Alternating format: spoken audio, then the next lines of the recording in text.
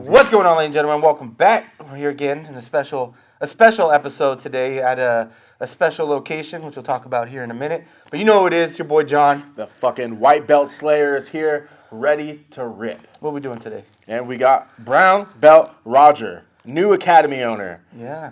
Baddest motherfucker on the mats right here. Definitely one of the scariest The scariest motherfuckers on our mats, that's for sure. I don't know about all that, man. I just try to do what I do, you know? Yeah. You know, I can remember the first day I met you. I was probably like a 1 or 2 stripe white belt. And I saw you standing on the mats, and like at that time there was maybe 4 or 5 blue belts, a bunch of white belts, and like maybe 1 purple belt. Yeah, there was. And then Oscar was like the 1 brown belt, right? And I see you standing on the mats and you're pouring sweat, and I was like, "Hey, who's this fucking blue belt dude over here? This young ass kid over here, blue belt." And I started talking to you, and you're like, "Yeah, I just came back. I think you blew your knee out or something at a tournament." Oh yeah. Yeah, you just came back, and I was like, "Huh." And then I watched you just beat up everyone. Yeah. Everyone got smashed. I had meniscus repair surgery, and then I was in the gym like the next 2 or 3 days, that's dude. crazy. Ooh, really? You were one of the people that like. You know, when you roll with a blue belt, it's different. Like, I roll with a blue belt, and you're like, whatever, it's a blue belt. But I remember as a white belt, and then I would roll with you, and I'm like, these guys are fucking gods. What the hell? Do you think they think about us like that? I don't know. Maybe. I hope so. I hope so. We're carrying it on. Like, if not now, at some point they will. You know, yeah. you just got to keep up that craft. You know yeah, what I mean? Well, yeah, so I tore my meniscus, and they told me, like, oh, yeah, NFL players, they can, like, get this surgery done, and they'll be in the game the next weekend. So I was like, oh, shit, I'm as strong as an NFL player, you know what I mean? So I could get right back in. It's never been the same since. Dude. It just doesn't heal right after. You still have problems with it? Oh, yeah, I have problems in both my knees, dude. I got so many injuries, it's ridiculous. What did they do? Did you fully tear it, or was it like a bucket handle tear where they carve it out? They carved it out, yeah. Yeah. So it was kind of the minor one. So that's what enticed me to believe that I could get back in as quick as I did. But I'm stubborn like that. I mean, anyways, they also do like hyperbaric chambers and all that other shit. Oh, the guys in the NFL? The guys in the NFL. So, so there's like another level of healing that they do, not just like, hey, I'm back at it. Yeah. Like, there's a recovery. They have fucking therapy. What are those therapists called? Cryo. PRP. They do all kinds. Yeah, of they have some. They just throw the money behind it. Yeah. Oh, what is that? Cryotherapy or something? That ice? Oh, yeah, they put but you could do that with an ice bath. Yeah, It's not any different. The biggest thing I think is the chamber, the hyperbaric also, chamber. when they do the hyperbaric chamber, they do PRP, which is platelet-rich plasma.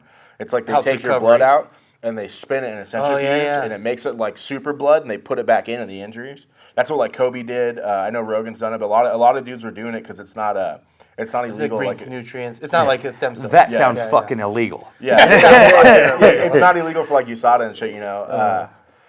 So from what I remember, you tore your meniscus whooping someone's ass at a tournament. I injured it more severely in a tournament, but it was kind of like it was torn, and it was just kind of re-aggravating. I rehabilitated it enough to compete, and then it kind of just went out. That was in Arizona where you got hurt at? Yeah, it was in Arizona. Oh, I want to do an Arizona tournament. I was going to sign up for the Phoenix tournament. Yeah, they're fun. They're fun. Yeah, I was going to do that, but I just haven't got around to it. Yeah, those World League venues are stepping it up. Oh, man. Dude, they're getting so good. Yeah, when I started jiu-jitsu, you would go to World League to get tuned up for IBJJF, right? It was like the tune-up. Now it's like all these same guys that are doing IBJJF are doing World League. You know, it's the same level of competition. And there's more people at World League because I think that is the connotation where like World League is kind of the warm-up, you know. So there's more people doing them. Like when I go to IBJJF, there'll be like 2 or 3 dudes in my bracket who do World League tournaments. There's like 15 guys. Outside of Worlds. Yeah. Outside of Worlds, most IBJJFs is like 2 or 3 people.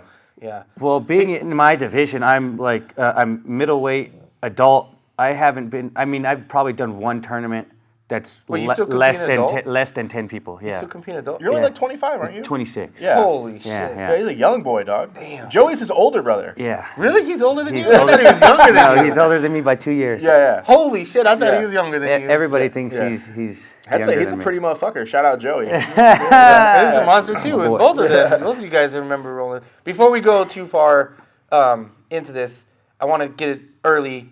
Where the fuck are we? We're in Menifee. But where are we at? Where are we at? We're at Ruiz Grappling Academy in Menifee, California. Yeah. 27994 Bradley Road, Unit K. Come check us out for a free trial class, man. Yeah, man. That's just it's cool to see people growing, and I don't know if I honestly never talked to you about this. I don't know if this was like your dream or what, or if it just happened. But it's fucking cool to see that you like for me it felt like it. I'm assuming it didn't come out of nowhere. This is planned, but it seemed like it was just like boom. Oh damn, yeah. this is Well, cool now. I've always been a person that believes to suffer in silence and also succeed in silence. So this has been in the works for a better part of a year.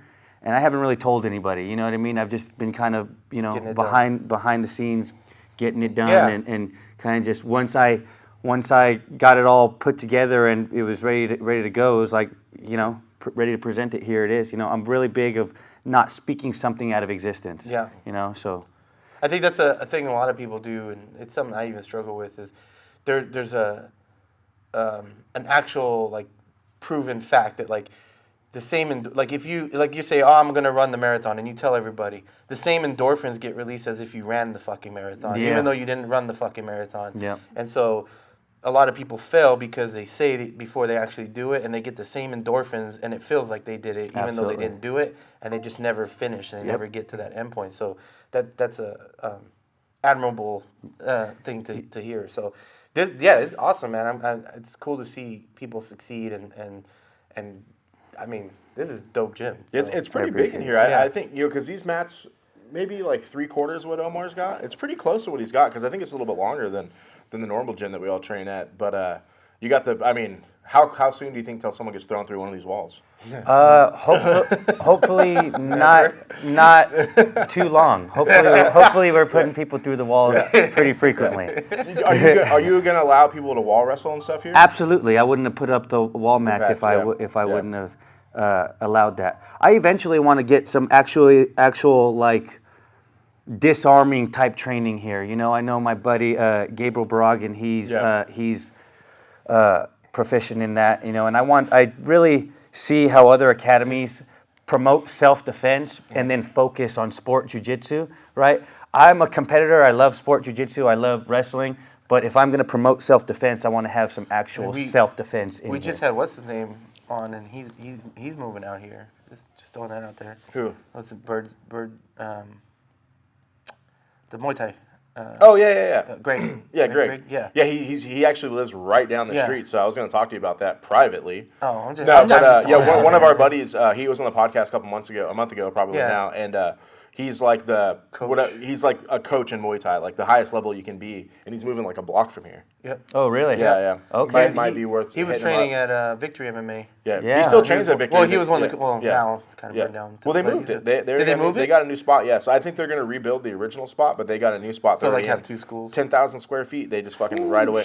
We got that Jocko money. You just fucking pop shit up, right? Yeah. Wow. But I mean, I like the idea of self-defense, especially in like a smaller community like this, where I don't think there's any of the schools around here doing self-defense. Yeah. It might be good for you, like especially if you try to promote it to the police and stuff like that, because I don't know if you know, but a block from here is a Carlson Gracie. Yeah. Yeah, and then another block from there, maybe another exit from there is Checkmat. Yep. So like there's a lot of jiu-jitsu in this area, but Carlson Gracie is literally on the same street. Yeah, what I think is really unique, what you have the niche in is you're adding the wrestling to it. And I think wrestling for me being older, wrestling's hard as fuck. So, but the takedowns and all of those techniques are super, they elevate your jiu-jitsu. For sure. And I know that wrestling is a young man's sport, so that's why I'm also adding wrestling for adults too, more tailored to the older man or older. Oh, it is going to be like tailored? There's going to be an older, an adults wrestling class for not as intensive. murderous. So if I thought you're not going to make me throw up? No, I mean that's you're not probably still gonna throw that's up. not a promise, right? But I won't be turning on the heater to full blast. That's for sure.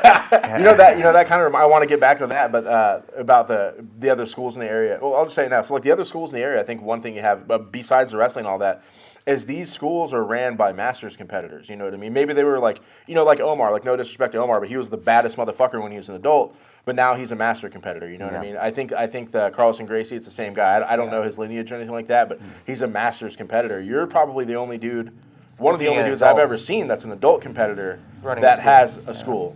You know what I mean? So I think you got to head up because of that, and then you're still young, so you think like a competitor, you think like a savage, I think you're gonna grow some savages in this gym. I mean, you already got those girls that are smashing everyone wrestling. So I mean, I'll say I've seen like I went to one of your last Sunday classes and I went to, and it was really good. And then you were teaching the technique, and I've seen you teach stuff before and kind of like. And watching your growth doing wrestling and coaching wrestling and kids, I've seen a huge difference in your like Instruction and the way you coach. And I think one of the things that is one, I think you're really clear with your coaching. You're very precise with it. And you don't leave a lot of like questions about the technique. But then I think something that really kind of more than anything, your passion for grappling in general kind of like shows, and so it's easy to listen, and like you get excited, like, oh yeah, I'm gonna fucking try this. You know. So, and I think your wrestling experience, like coaching the kids recently, it's like it seems like that like excelled your teaching ability, I guess. Absolutely. Not only has it excelled my teaching ability, but it's also excelled me as an athlete in general. You know, and to get back to the point of being an adult competitor in the adult division. And growing this gym from nothing, like I'm gonna try to grow savages, and I'm gonna grow with them. I'm gonna grow with you guys. Yeah. I'm still young. I want to build, and I'm gonna roll with you just as hard as you want me to. You know what I mean? Yeah. If you're here to, get self-defense or say you got jumped or something on your way to work, or somebody attacked you or something, and you're here now for that purpose, we're going to serve that purpose. Yeah. If you're here and you want to be a world champion, we're going to try our hardest to get you there. I want to be a world champion right there with you. If you want to beat that bully at school, we're maybe not going to teach you how to beat up a bully, but we're beating up bullies. We're gonna teach you how to defend yourself and fuck some people up. Yeah, too, you know what I mean? That's what it's about. Omar mentioned that too. That like I asked him when he did our podcast. Could Omar now beat the Omar, when he was a world champion? And he said he didn't have the cardio to beat that Omar, but he said technique-wise he has, because now he runs a school. He never did jiu-jitsu for a living until he moved to America. So now that he's on the mats all day, every day, jiu-jitsu is so much sharper, he said. So like I imagine it's going to happen for you as you start to get students and you grow this school. You're going to be here. How many classes a day do you offer? I offer. You got a 5 a.m. 5 a.m. 3:15, 4, 5, 6, and 6 classes a day. So you're going to be on the mats for 6 hours between jiu-jitsu and wrestling all day, and like, dude, I think you're just going to excel, and you're going to get so much sharper so quick, and like, I bet when you get to the point where you start competing seriously again, you're going to start winning everything. Just because who else? Your technique is who else solid, is here? Who else is on the mat 6 hours a day? There's. I mean, even the adult competitors. Like I was watching some stuff about AOJ. I mean, they're on. Those guys are on the mats. The guys that win are there all day because they teach it for a living. That's so true, because when I compete and I lose to these fucking guys who sleep on the mats. Yeah. Like they come over here and they don't have from Brazil, anything other than jiu-jitsu. Yeah. They sleep on the mat and they teach class to pay their tuition to train, right? And I was so jealous of them at that time. I was like, man, I wish I could fucking sleep on the mats. Now I have no excuse. Yeah. You know what I mean? So, well, you're married and you got 2 kids, so you can't sleep on the mats. Exactly. But, I mean, you're going to be on the mats just as much, right? Hopefully I won't have to sleep on the mats. That's the opposite side. Hopefully I don't have to sleep on the mats. But and coaching and instructing, right? You focus so much more on the details on what not to do, right? You're as opposed to a student, you're like, okay, I'm listening to the instructor and I'm doing this, for a purpose, yes, to get the submission or get the position, but also because he's telling me how to do it, right?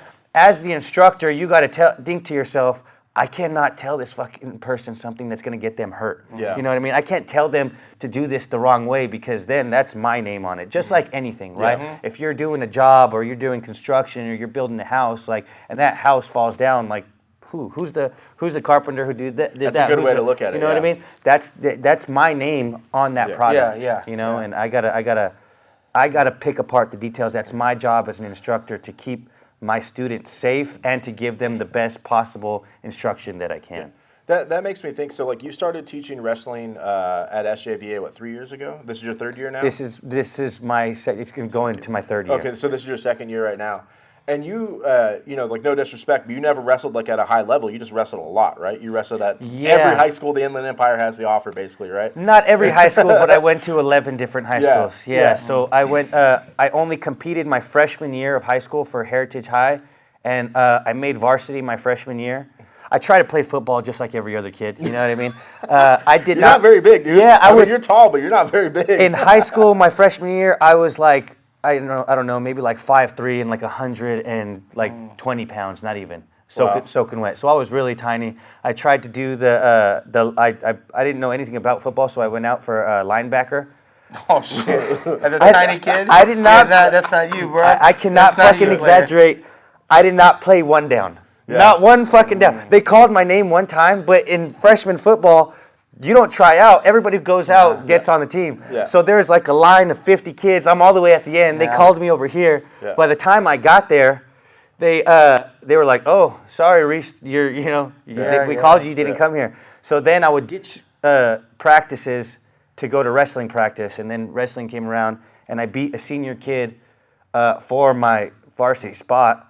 And then it kind of just took off. It kind of just took off for me from there. Yeah. The reason I think I do is trying to get his dog groomed. Yeah, no, he's trying. There's a vet right here. Oh, so. Is there? Yeah. The reason I bring that up is like, so I mean, I saw you wrestle, in jiu-jitsu before you started coaching, and I've seen you wrestle after you started coaching, and dude, your wrestling is so much sharper. So do you think that coaching these kids and making you really think about the techniques versus just doing them has heightened your game on that side? 100%. 100%. I remember, like, we were probably just going to different classes or whatever, but I wasn't seeing you a lot. Then you started coaching there. You started coaching the high school kids, and you came back one day, and it was like on a Saturday. I think you may have been running the class. And you were doing this wrestling shit to me I could not believe. I was probably a purple belt at the time, or maybe about to get my purple belt, and I'm rolling with you, and I'm like, okay, I think I got something for this motherfucker today. And dude, I think you submitted me like 15 times with some weird shoulder lock while you were like doing duck unders. I was like, what the fuck is this? Oh, it was a sit out, turn in, go behind, and I would just keep your arm and put it behind your back. I'm standing up on your back getting tapped. I'm like, what the fuck is going on? I think I've seen a huge difference in your game where your game went from, I don't want to say you were spazzy, but you were kind of all over the place, and you were just moving constantly, to like a much more controlled type of role where you. Everyone. I want to say I don't want to say old man game, but that's more of an old man game where you slowly roll down to your pace, and you have to realize like he's technique. rolling, but he's rolling with old dudes. And I know, nice to us. 100%. But I'm just saying he's rolling that but he way wasn't so nice. He doesn't beat us up. But he wasn't before. I felt like before there was zero fucks. Well, he was 100% savage before. And then all of a sudden, like, you just started like your game has just changed a bit. Yeah. So that has to do with the coaching too, but I feel that more so has to do with the injuries. You know what I mean? Like, I'm so worried that I'm gonna hurt myself, because JJ's one of my main training partners, and that dude's my freaking kryptonite. You can just stop right there. Yeah, he's my freaking kryptonite. Yeah. I pop. Come on in. Yeah.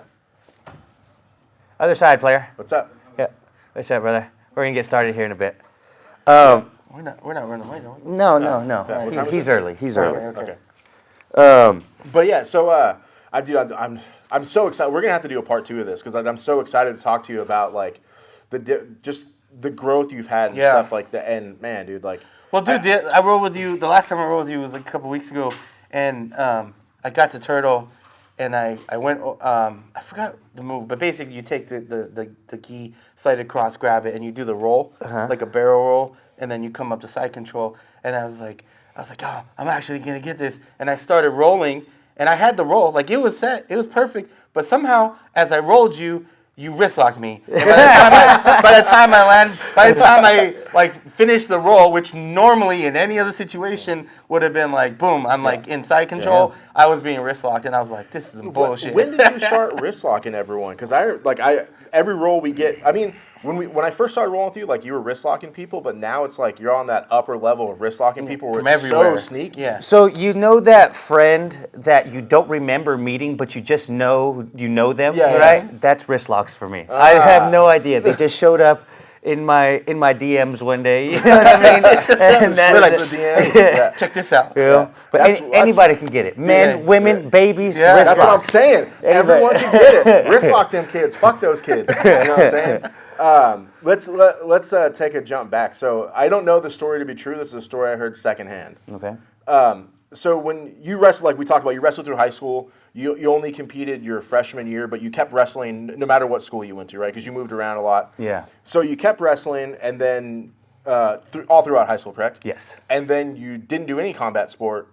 And how old were you when you started doing jiu-jitsu? I think I was 19. Okay, so pretty 19 close or after high 20. school. Yeah, so not too long, but I was really like unhealthy at the time. So I heard that you would come to Omar's school and sit there and watch.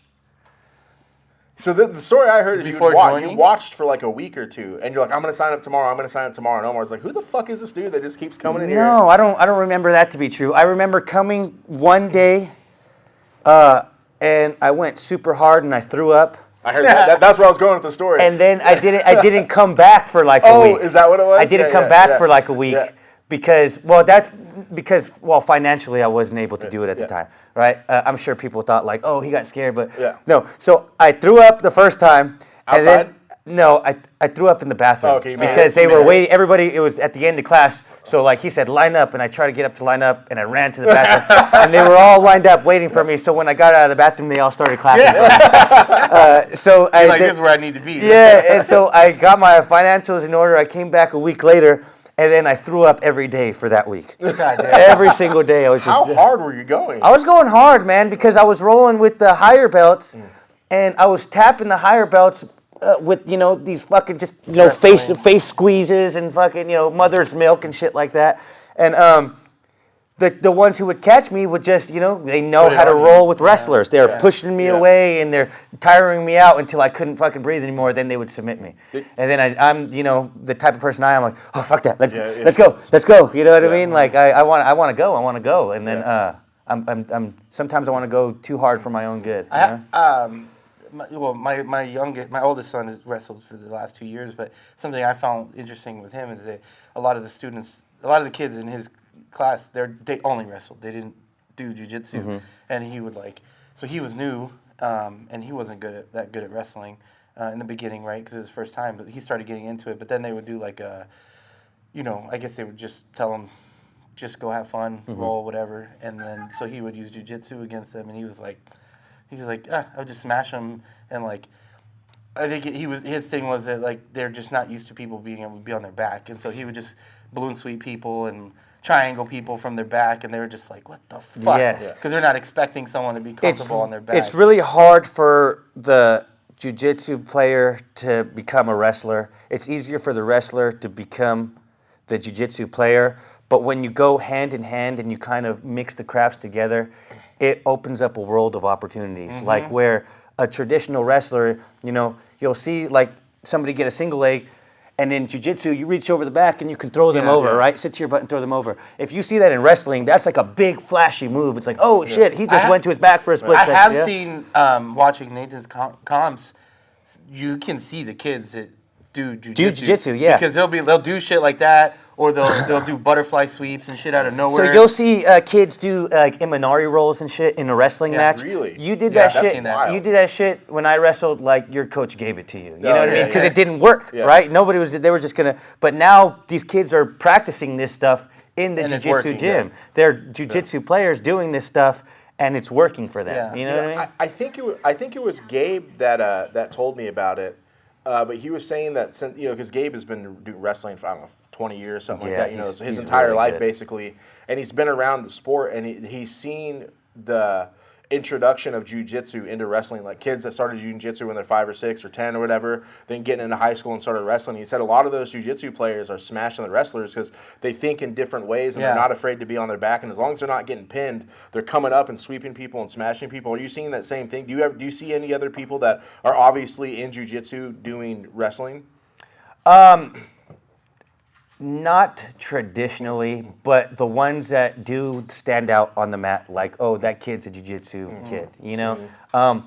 I feel like the culture of wrestling is kind of like, fuck jiu-jitsu, you know what I mean? Yeah. Just because it's like, we want to smash, we want to go. So kids like my boy Derek, like, he is a jiu-jitsu player first. Yeah. And then he joined wrestling. Now he's like, no, I'm good with that. Like, I picked up my new toy, and this is what I'm playing with. You know what I mean? Like, yeah, but I think the difference is Derek also knows submissions.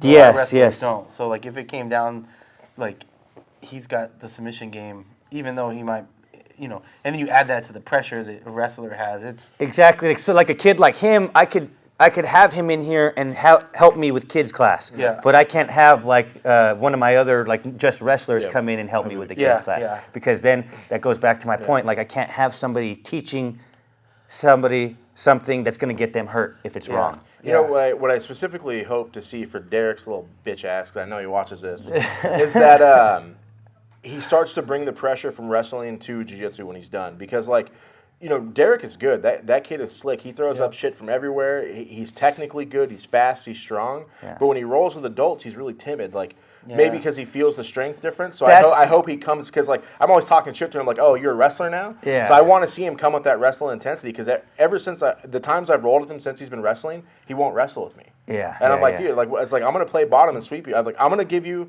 4 minutes to crush me, and then I'm going to come up in that last minute and choke you. So I hope that switches for him, where he starts to use that pressure more and starts crushing people. And it definitely will, because I know he's taking his time away from jiu-jitsu and focusing on his craft for that reason. Like, he's so focused. So when he does get back in the jiu-jitsu gym, he's going to be a completely different athlete. Yeah, and that's what I aspire for most of my, you know, athletes, you know, and all of them. I love to work with kids that don't know anything, right? So that way, like, there's no bad habits. Yeah, there is no bad habits. They're the clay that we can mold. And then when we're 2-3 years down the road and like, man, dude, remember when you couldn't even, like, be in your stance and take a shot? Like, now you're placing at these tournaments. You know what I mean?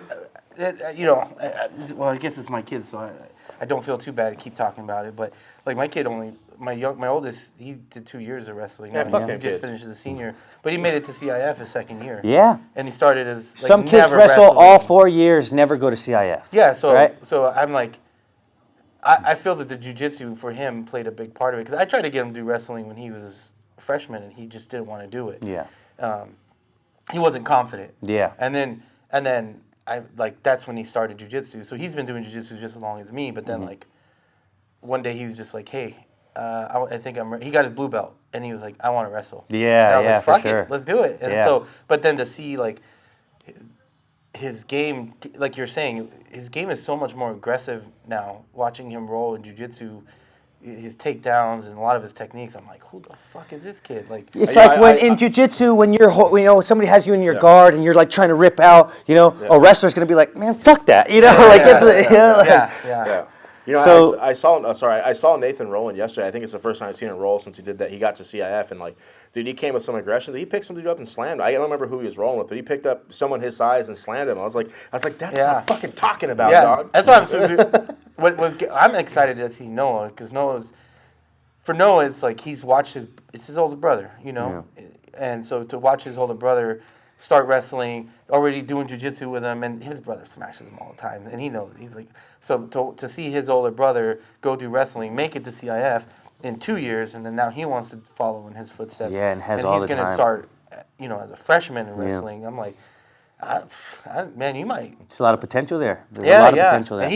And Noah's a savage too, so. Yeah. And that, you know, at some point of it, like, mat time is mat time. Yep. Whether it's jiu-jitsu or wrestling, you know. It's just being comfortable. Being comfortable on the mat, right? And then competition time that's invaluable. Yeah. You know, you could do whatever you want in the room, but when it comes time to put the pedal to the metal in a competition, like, your grips are going to be the first thing to go. Your cardio is going to be the first thing to go. Those 10-minute rolls that you did in the room turn into, like, 8-minute rolls, 7-minute rolls. It just that you gotta. And that's something that wrestlers get. That you guys compete so freaking much. Yes. The tournaments and competitions just is like, it's just another thing you do at this point. Like, it's not this year. Like if you just do jiu-jitsu, tournaments are like always a big deal. They're always like, fuck, I gotta do that. Absolutely, it's a part of life. But with wrestling, it's like, you're just doing it every weekend, like twice a week, it's you do it so often that I feel in like- wrestling, it's a part of life. So, Yeah.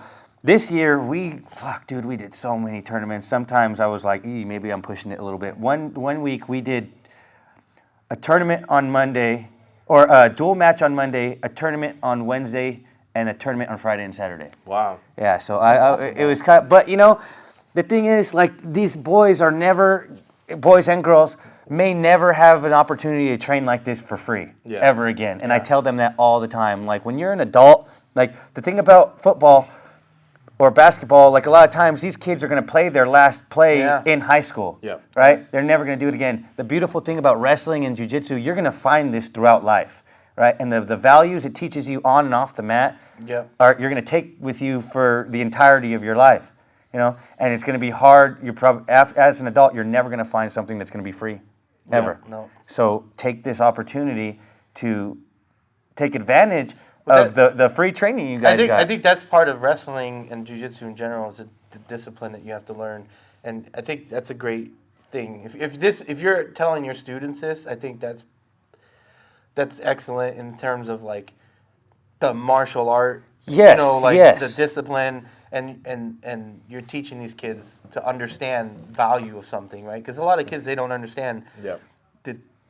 For them it's free. Your parents, it's not free. But you're teaching them that value. Like, hey, man, like life is short.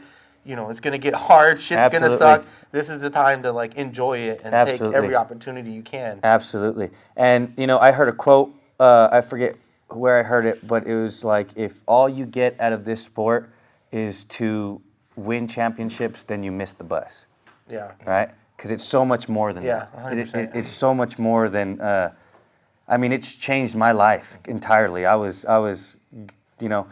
Most people look at me now. People growing up, told me I should be in jail, I should be dead. I should be this. I'm worthless. But I never let any of that get to me. I stuck to my guns. I kept what I knew was true and what wrestling taught me, and I took it. Wrestling and jiu-jitsu and martial arts, it teaches you to be comfortable in the most uncomfortable situations. Yes, right? They fucking do. So, and that is a metaphor for life. You got to be comfortable in the most uncomfortable situations, or else you're going to flop under the pressure. That's one of my favorite Rickson Gracie quotes. I don't know. He probably didn't come up with it, but when I heard him say it on Rogan, he said it in his fucked up accent. He said, "You got to be comfortable in the uncomfort."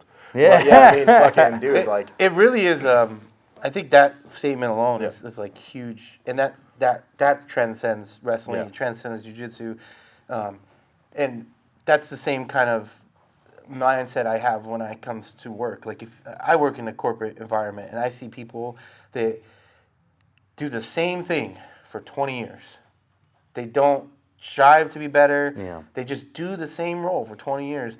And I was recently talking to my boss, and that's literally what I told him. I'm like, I don't like change, but at the same time, if I'm comfortable with what I'm doing, then it's time for me to change. I need to do something. I need constantly, if I'm not being challenged, then I'm in the wrong role. Yeah. And people get comfortable and they don't challenge themselves. And so you have to, in life in general, you have to do things that are fucking scary. Yeah. You have to do things that are going to make you grow. And this is a perfect example. I'm sure there weren't, I'm sure you had sleepless nights. I'm sure you were stressed. I'm sure there was so much in your mind thinking like, man, is this the right thing for me? Not just you. You have a family. So for you, it's like, I'm risking things, and I'm sure that's come to your mind, but you continue to strive, and you're like, nope, we're going to make this happen, and we're going to fucking do it, and that's, I think, again, back to wrestling and jiu-jitsu. Absolutely, is it Kobe? You miss every shot that you don't take? Yeah. I think Gretzky said that. Oh, is that what it is? I think Gretzky said that first. I'm obviously a wrestler and a jiu-jitsu guy, right? But speaking about the uncomfortables, like, people don't realize what a sacrifice it is to open a business. Like, probably, I bet. Maybe they do. I'm just being nihilistic, but people probably don't realize that now you're a small business owner. You know what I mean? You own a business. This isn't just for fun. Like, you're trying to make this your living. It's going to be. This place is going to be successful. This is going to be your living, and like, to start this, like, people don't realize, you're like, oh, it's just a room with mats in it. It's like, first of all, we were talking the other day, you came in this building and it was offices. Yeah. And you had to tear all the offices down. Then you had to pull the carpet up and sand the floors and then find mats. And like, I've been looking at buying mats for just my garage, and dude, it's such a financial investment. But then also, like, finding the right mats. Are these the ones I want to spend? Do I want to buy cheap mats to start off? Do I want to buy super expensive mats to start off? And like, dude, you got good mats. You got a good clean room. Dude, it doesn't smell like fucking piss in here. Like, this is a great environment. You it know was what I mean? hard. Like, It smelled so much like dog piss and shit when I came in here. Yeah. It was horrible. If you look up, there's probably still fur. But, you know, just like that, making yourself uncomfortable to live your dream is something that 90% of people will never know. Yep. Yeah. You know what I mean? So even if like you make it a year and you decide it's not for you anymore and you close it, you've already tried. won, man. Yeah, like you won. did. Like Yeah. people don't realize it's just, this is hard. Like I own a business. Like I know what it's like to have good months and bad months and to do all these things, and people just don't realize that this is hard work. And it's like, yeah, you may look like you're sitting here 5 hours a day, but you're teaching 6 classes a day, then you're cleaning the mats, and you're the janitor, you're the teacher, you're the coach. That is so much. Yeah. And I still work my full-time job during the day when I can. And you have a family, and you're mentoring these kids. Because like I don't know if you said it on here, but you know, you've had a pretty fucked up childhood. So I know that you're trying to bring positive influence to kids. Yeah. And like, I believe you told me that, you know, if you're a kid like in the foster system or in that system, they can come train for free. Yes, You're gonna help them, anybody right? who's foster care or group home, any foster youth at all get free membership here. Yeah. Dude, Always. That is Any awesome. gym I ever open, that's Yeah. going to be a staple of my Yeah. place. I grew up in foster care. Not necessarily grew up in foster care. I was taken away from my biological mother at birth because I was suffering from withdrawals of heroin.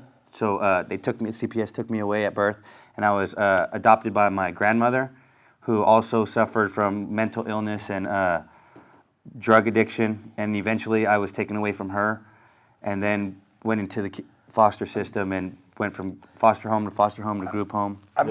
I've never been in the foster home, but I'm very familiar with the process. Most of my nephews and nieces have all been in the system, and when I was growing up, my mom was the one that was like, nope, we're going to the court, we're fighting court, they're going to come with us. Yeah, that's and cool. so they would always, my nephews and nieces they'd always live with us because they'd always end up, and like I would see them come out, and I'm like, fuck, like the shit that they would have to deal with when they'd be there, and like getting separated from your siblings, and like it was rough. So that's awesome to hear that you're doing something like that. Thank you. Was wrestling kind of like your North Star? Is that what kept you going to high school and stuff like that? Yeah, wrestling, and I liked to box at the time. Okay. I was running amok throw on the hands streets. too? Man, dude, I used to run around the streets with 2 pairs of boxing gloves in a backpack.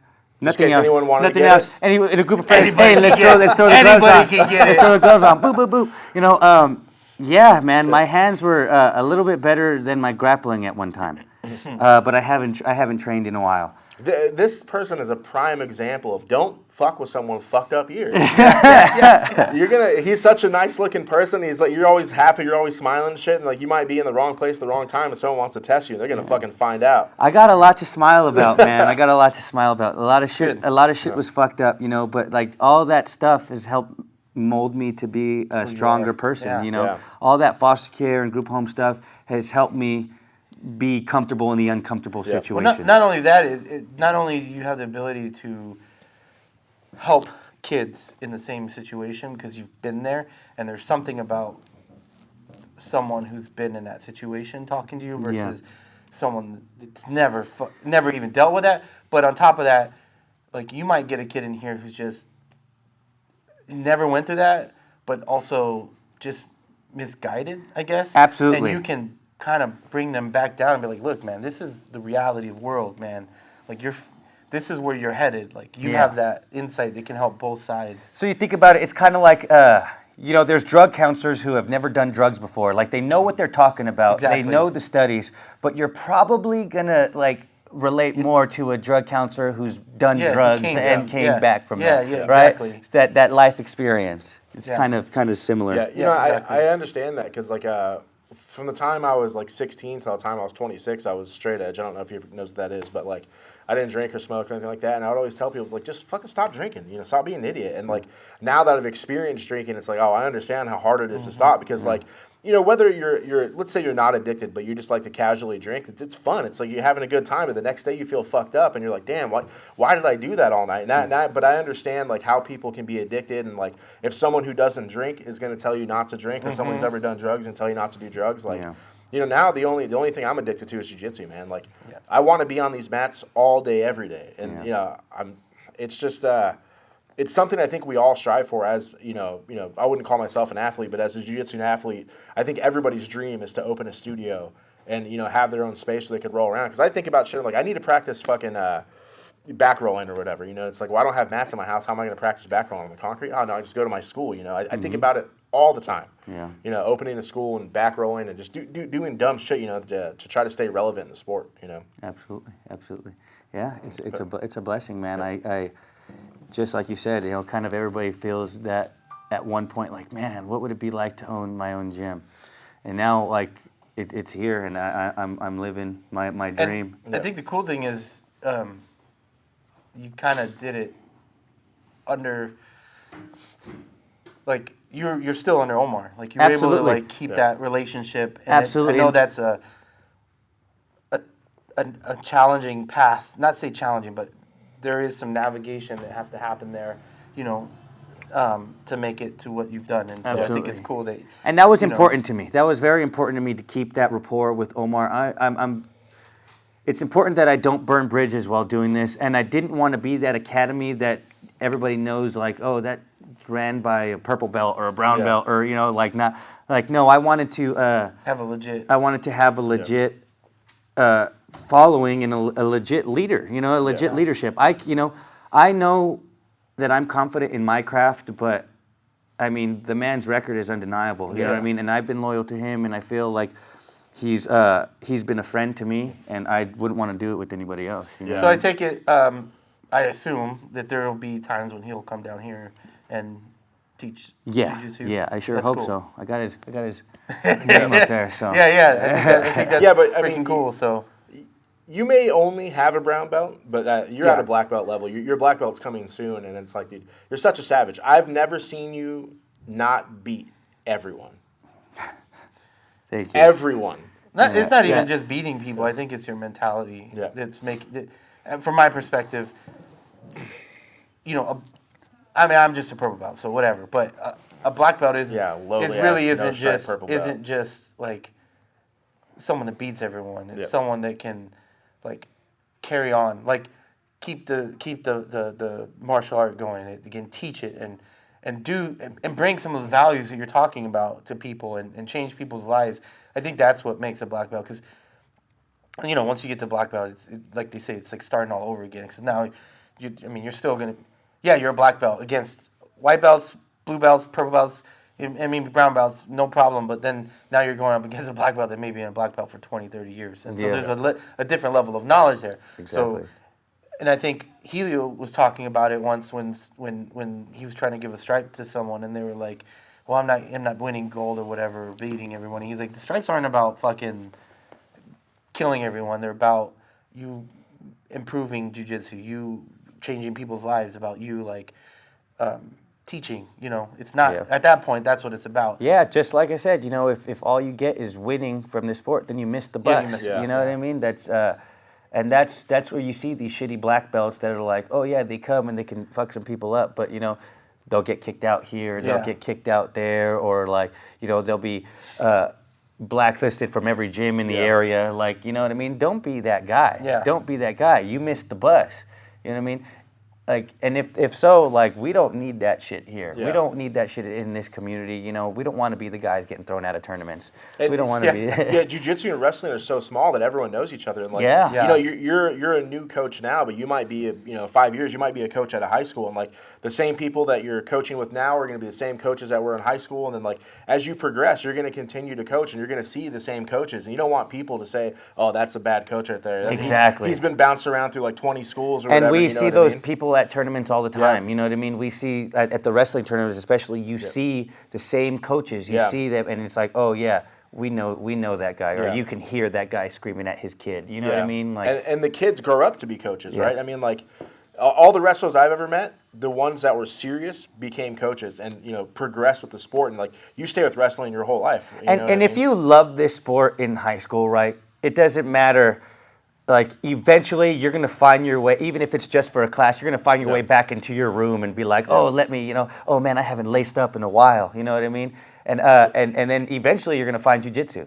I don't think there's a wrestler out there who has stopped wrestling, found jiu-jitsu, and been like, I think I'm just gonna find an adult wrestling now. It's like, no, this is the adult version. This is the adult version of that. Yeah. Well, look at That's why Coach John. At the not Olympic level, right? Yeah. Do you know Coach John, older white guy? Of course I from do. where he had- Yeah. I mean, guy. how old is he? I think he told me he's 60 or something. 65. He's 65? 65 and like And he rolls twice a day. yeah, and he grew up wrestling. Yeah. And then at some point he got into jiu-jitsu, then he stopped, and then he came back and he was coaching wrestling, I think, for a little while. So like Everybody that in the guy's a area knows him. Yeah, Yeah, he's everybody a in the area knows lifetime him. grappler, you know what I mean? Absolutely. I remember the first time I rolled with him, he was a white belt. I think we were like the same progression. We were both like one stripe, two stripe white belts. And he fucking grabbed me, and I was like, "What the His grips fuck are is pretty this?" Yeah. And at the time, I was terrible, and he just on top of me, crushing me, and I felt like I was gonna cry. I was like, "Why is this old man beating me up?" Yeah. And he broke his foot for like, and he was out for like a year or two. Oh, was he? Yeah, I was worried because he's an older gentleman. Yeah. So when we get nasty breaks like that, it could be bad. He had a nasty break in his foot, and then he came back. And There's the other gentleman. I forget his name. He's 65 as well. He's still taller and bald. He tapes his feet up, and bad. And I was like, man, you hurt your feet? And he goes, oh no, arthritis. And I'm like, fuck. Damn. And he's still out there. I'm like, hell yeah. I don't know who you're talking He's about. like an older. He's the same age as him, but he's a little taller than John. Okay. He shows up about a lot of the same classes, like the 10 a.m. classes or whatever. All right. But The soft classes. shit. Hey, everyone that does those classes that comes to 7 p.m. is like, what the fuck is this? Some of them. I'm trying to get someone like there's this white belt, this kid who Man, came from shut EJ. up with your 10 p.m. He's shit. like he's a big boy, but like I roll with him and he's tough. He's never wrestled. He just did football, and he's not like he goes super hard. He's still a white belt, but he's pretty good and he likes to go pretty hard. And I'm like, dude, you gotta come to 7 p.m.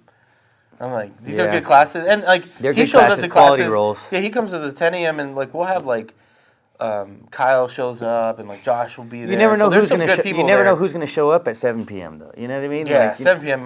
You never know who's gonna show up. Yeah. Yeah. We Which is roll in and exciting. it's like 10-minute rolls today. Yeah, Murder. Yeah. Yep, exactly. I love those ones. That happened yesterday. I was rolling with Yep. the big homie, and like he grabbed me and I grabbed him, and I was gonna start going hard, and I looked at the clock and I was like, 10 minutes. So I had to pace him out, and he ended up grinding me for like 9 minutes of that 10 minutes. But man, I was gonna say my first roll yesterday was 10 minutes, and I was like, all right, it was with Louis. I'm like, God damn it, fucking 10 minutes of Louis. This is gonna be a freaking problem. dude, there's this fucking rap song, and I post it every once in a while, but I don't remember what it's called, but the chorus is "Breaking Fools Off." I think that's what Louis thinks in his head, and he's rolling with him. That rap song's in his head, just fucking trying to break everyone off. Dude, he's just, I don't know, man. He could take time off and like come back, and he's still like. He had to get stitches. He took like 3 days off. We talking about taking time off. He took like a week off. Oh my God, a week? Dude, that's that makes not time off, dog. That's a huge difference to me. When I take a week off and I come back, I you're a can't fucking fat breathe. piece. Really? Hey, hold Yeah. on. Speaking of which, of you being a fat piece of shit, how much you fuck. weigh today? 208. Bullshit. I'm not losing any weight. You're looking thick, dog. 208 208, yeah. in your chin or what? Right here, buddy. Right here. Sorry, it took us 45 minutes to get to how fat John is today. Yeah, 208. Yeah, 208's fat when you're a little ass person like you. How tall are you? I'm not disagreeing with you. How tall are He's you? 5'1", 208. 5'7". Fuck 5'1". 5'1"? Fuck out of here. 5'7". I'm 5'7". You know, you're the one that always says that I'm small. I I'm am a small small. person. I am small. Yeah, you I'm little short ass, as fuck. Little Yeah, ass, little small man ass, syndrome. Hey, little fucking- hey, I'm trying to look like Jonah, man. You would- Walking Yeah, around I like a know. little Aren't pit we all bull. trying to look like Jonah? Right? Shit. Man, Walking Gotta around like get a our little pull-up pit bull. game up. Man, fuck Jonah. That fool came to my house. He posted about it, so I'm going to talk about it. That fool came to my house with new ass hair the other day, wearing a wife beater and tight ass jeans. I was like, what is going? Fool came on looking like a model and This shit. fool's over here taking pictures. Like, I I'm gonna was, put dude. some OnlyFans shit out here. I pulled out the oil. Hey, speaking of OnlyFans, we got to crop our feet out of this. I know. huh? Unless you got some extra money for me. My feet aren't too bad right now. I got a little bit of lint on them, but That's all right. I think this has been going pretty good. I think we should do a part 2 at another time. I would like that. But I think that would be good. But let's do a part 2 after you've been open a couple months and you get some students Kind of and come back. That see how sounds things are. good. because Yeah. I want you to show something. We'll add a technique video for later in the week, but I want you to show like the duck walk to that like swoopy single leg thing. Okay. Yeah. Is that The outside that the single? technical term? It's called a duck walk, No, right? no, the duck walk to the. I don't know what it's single called. thing? It's like where you switch your knees and you fucking slide and you come all cool looking. When I switch my knees, and It's like the duck walk and you grab a single and like you turn to the side and fucking it sounds like an outside single leg. probably yeah. Yeah. I don't know that wrestling shit, dog. Pretty basic. I know the Japanese Pretty- names. Yeah. homie. All that jargon. Yeah. That's how you got to use it now. The soupy single thing. The that's duck what's walk called. swoopy Yeah. single. Yeah, that's a duck It's walk. called a duck swoopy walk, though, single. right? I mean, that's kind of like a warm up we do, Oh, just okay. or train track shots. You know That what was I mean? like Omar's that makes choke. sense. Do you remember Omar's choke the chicken thing? Yeah. I So don't when, remember that when he was saying that because he was learning English or whatever, so he didn't know. And in Portuguese, there's a move, and when you translate, it's called choke your chicken. And so he was like, when he first came, he said he was teaching, Choke and your he chicken. kept telling everyone, choke your chicken. All the dudes looked at each other He said everyone looked at him, and then like he's like someone explained to him what choke your chicken means, Shit, and he is was this like, what oh we signed shit. up for? You know, I like it because of the old school aspect of it, but it's a little like if you're coaching and someone yells a term you don't know, you're like, what the fuck am I supposed to do? But like at our school, we don't use the names. I know. There's like a couple names, like like the real basic ones, like Ezekiel or whatever. But if it's not one of those like real basic names, it's fucking a choke or a lock or an armbar. That's all there is. I hate when somebody starts hitting me with the Japanese names to it, and it's like when somebody's talking to me about their fucking Honda. That's just you know what I mean? I like the Japanese names, but I think that's just All like right, the Danaher, nerd. I think that's Danaher. just a nerdy side of like. Yeah. That's the more articulate. What did Hedger say? Don't make it just for the intellectual. Yeah. You know what I mean? But you know what's funny about that? So the other day, Leo and I were talking about some judo takedown, and I was asking, I was like, "What's the difference between like the Uchimata and like the far hip throw?" And he was like, "Oh, I don't know what it's called." And then he asked Omar, he's like, "What's the name of this?" And Omar said it in Japanese, and I was like, "You know all the judo names?" And he was like, "Of course." He's a brown belt. He's a brown belt in judo. I know he is, Yeah. but I'm like, I've never heard you use a name of everything. Yeah. I was like, "But you know the names?" And he was like, "Of course." And I was like, It's in his file box in his head. He has to go through it. I think that part of promotion in judo, you have to know the names. That's probably Omar right. told me that this was maybe It's a 3 test. years ago. It's a test. So Yeah. the point where he's at now, at Yes, his we'll take level a of test. judo, it's just a written test. Yeah. Really? Yeah. Yeah. So you have he has to go to Japan though. Yeah, you have to be able to like. There's like some written part of the exam. He said he to has get to his black go to belt. Japan Yeah. to get the test. So you have to take it in Japanese? I don't know. I think But that's the difference between like jiu-jitsu and judo. Is like it's very there's a lot of mental part of judo because you have to learn it's the an intellectual names part and, of it. there's an but I enjoy the like the I do I too, enjoy yeah. the throws, but you mix the wrestling and the jiu-jitsu, fucking Yeah, judo. dude, You yeah. know what I mean? Fucking- All the judo, you throw them and you let them go, and then like that's your point. The sport of judo, I don't really quite understand. I don't understand it, but it's beautiful. It's beautiful. The art of it is beautiful. The throws and everything. But competitively speaking, like I want something a little bit more balls to the wall. So you know what I this mean? is the reason they score the game that way, the game of judo or the sport of judo, is the idea is it's all based in self-defense. It's all based in combat. So what they say like Krav Maga. oh my, get the fuck out of here. So when you throw someone, it's called an ippon, right? Okay. And then the reason That's they how you stop, get the points. ippon stops a match. It's over. Yeah, that's how you get your Yeah, points. So yeah. like that's it, right? No. So that's like there- a mercy killing. Yes. So you like, throw them, it's it. So there is points in judo. There's like a tayoshi, or there's all these different names for things. Like if you hit them with like not a devastating throw, And then sweep it's a them or point. submit 'em. No, it's a point. Oh, okay. So the submissions are different in judo. In judo, this is the best of my knowledge. I'm not a fucking judoka or anything, but you only have like 10 seconds it's once a you hit the short amount of ground. time, yeah. So you got to snap submissions on. If you don't snap it on, you have to stand up, right? And you get like a point or you get like a merit for Yeah. it, right? But if you throw someone hard and they land on their back, that's called the ippon, you win. Because in combat, if you throw someone like that on the ground, they're not getting up. That's the idea, right? So that's why they score it that way. They say that the art of judo is to be the most devastating possible in the small amount of moves. So it's not about like choking someone or wrestling them to the ground and grinding them out. It's about throwing them on their head and killing them. You gotta throw me on a fucking explosive because I'm gonna get up every You're gonna single bounce off time. the mat and fucking bounce up and fuck him up. Yeah. I saw Yeah. some good throws this week. I don't know what's lately. People have been throwing the fuck out of people in the gym, and I'm just been like, God damn. Really? Dude, I try to set up. Ishmael hits this nice Fucking fireman's carry? that fireman's carry. Oh my God, he fucking threw me Yeah, out. yeah. All I could do was laugh because I was literally like standing, and you know people talk about jiu-jitsu and judo probably, and even wrestling, when you roll with someone and like 1 minute you're here and the next minute you're like, how the fuck did I end up here? That's what happened with him. He fucking did this throw, and I was like, I thought I was doing fine, and then all of a sudden I'm on my back and I'm just fucking dying. I'm laughing my ass off because I was like, dude, that was like I didn't even see it, but I know that shit was beautiful. No, like, yeah. I was like, God damn, He bro. tried to hit me with the same one. He got it real close.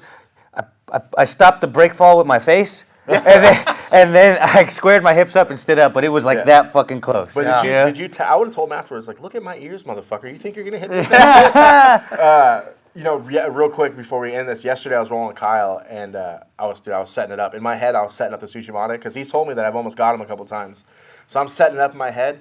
And I go to jump in and spin, and I didn't realize he had the collar grip on me. And it was like I hit a car. I was like, because he just fucking posted on me. I was like, what is this bullshit? But then I changed up my game, and I pulled guard on him, and I went straight into the X guard, and he fucking almost broke my ribs with like this. I don't even know what he had on me. He was squeezing me, and I thought my ribs were going to break, and I tapped. And I was like, okay, I'm going to get him this time with the X guard. Pulled X guard on him again. He did the exact same sequence of moves and did it to me 2 times in a row. Like, what the fuck is that shit, dude? That's Kyle's called a monster, technique, bro. my man. Fucking sandbagging ass. This is where, Kyle's at the point in his game where he has sequences Yeah, for sure. from for sure. everywhere. So, Yeah. anyways, thanks for having us here. It Thank was you guys good. for coming. Great podcast. If you guys are watching, make sure you subscribe, like. We'll put all the details for the gym down below. So if you guys are out in Marietta, Menifee. Menifee. Menifee, Menifee it, and Paris. Fuck it, area. if you're in Marietta, drive out here. Yeah. If you're in the area, Checkmate ain't this got shit on us. Yeah, this is Right. this is where you want to be. I think this place is gonna be the spot. So This is going to be the place to train for some intense training, for some family-oriented training. We got it all here. I'm going to be right here with you guys, learning and growing alongside all of my students, and build something great, hopefully, confidently. I'm with it. All right, guys. Nos. Os.